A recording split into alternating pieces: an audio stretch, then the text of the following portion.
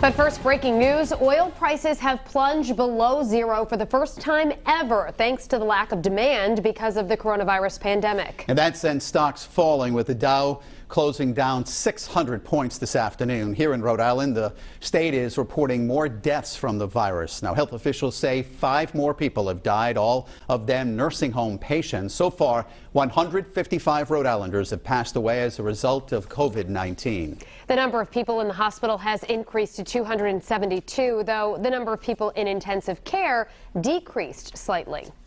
The health department says another 339 have tested positive for the virus, bringing Rhode Island's total to more than 5,000. Despite the increase, Governor Raimondo gave a detailed look this afternoon at the steps necessary before Rhode Island can begin to reopen its economy. She also announced more help for low-income families relying on SNAP benefits for food. Eyewitness News reporter Kim Kalunian joins us now live from the State House with the update. Kim? Well, Mike and Shannon, the governor giving her daily briefing today just moments after getting off a conference call with other governors from across the country. And she says Rhode Island is doing as well, if not better, than those other states. But she says nothing is going to change here in Rhode Island until at least May 8th, when the stay-at-home order expires. After that, she says she's hopeful.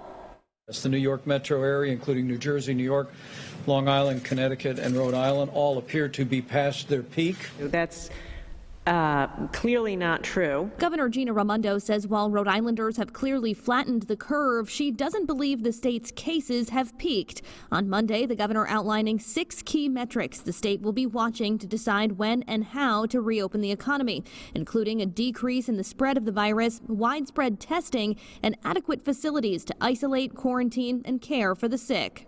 And when I say it's time for us to get back to work, we're all going to have to be brave, even though we're going to be anxious and afraid to go to work or go out to eat or, get our hair done. We're going to have to do it. Confident that the state will have the measures in place to keep us safe. Raimondo says the state's approach is in line with guidance from the White House, but she cautions things will take time.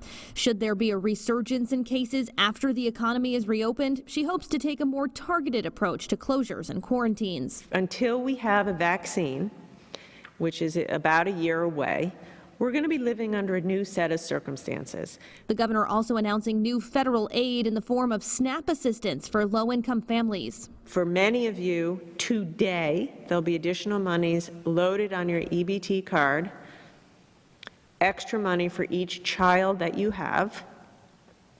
If you don't receive the money today, wait until May 1st. You're going to get a separate card just with the extra money. And because of the way that extra funding is structured, some people who don't require that financial assistance might be getting an EBT card in the mail if you live in Providence. The governor says if you don't need the money, simply destroy that EBT card and that funding will be remitted to the federal government. Speaking of children, the governor says she is planning another kids-only press conference for next week, and sometime this week we hope to get some guidance on the governor's plans for the rest of the school year. Live at the State House, I'm Kim Kalunian, Eyewitness News. There was a little bit of thought about why Latinos are now comprising about half of the state's total COVID-19 cases, even though they only account for about 15% of the state's total population. And the director of the Department of Health, Dr. Nicole Alexander Scott, took a little bit of time to offer some possibilities why. One of these factors could be the makeup of our critical workforce. We've talked about our healthcare workers a lot as key members of our critical workforce. There are also people in many other fields who are out there working every day. That includes people who are not licensed healthcare providers, but who also do work in hospitals and other healthcare facilities, helping to sustain the work that gets done in those facilities. And it also includes people who work in food processing plants and in other elements of the food industry, as well as in warehouses and in manufacturing facilities.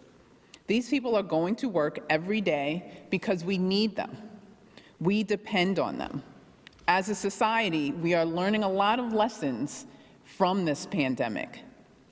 My hope is that one we will all learn and remember is the criticality of the work of the people who are going in every day in Rhode Island. While being out and continuing to work every day could be putting some people at greater risk, there are more long-standing structural issues that may also be affecting the rates of illnesses that we are seeing higher in certain communities compared to in others. We know that 80% of our health outcomes are determined by factors at the community level. So what are those factors? The doctor says it's things like socioeconomics and even your environment. Now, some other interesting statistics that we learned today: even though the number of cases in Rhode Island are essentially equally split between Latinos and non-Hispanic whites, the vast majority of deaths are occurring among non-Hispanic whites. Also, the vast majority of hospitalizations happening among Rhode Islanders who are in their 60s, though the majority of deaths are happening among Rhode Islanders in their 80s. Live at the State House, I'm Kim Kalunian, Eyewitness News.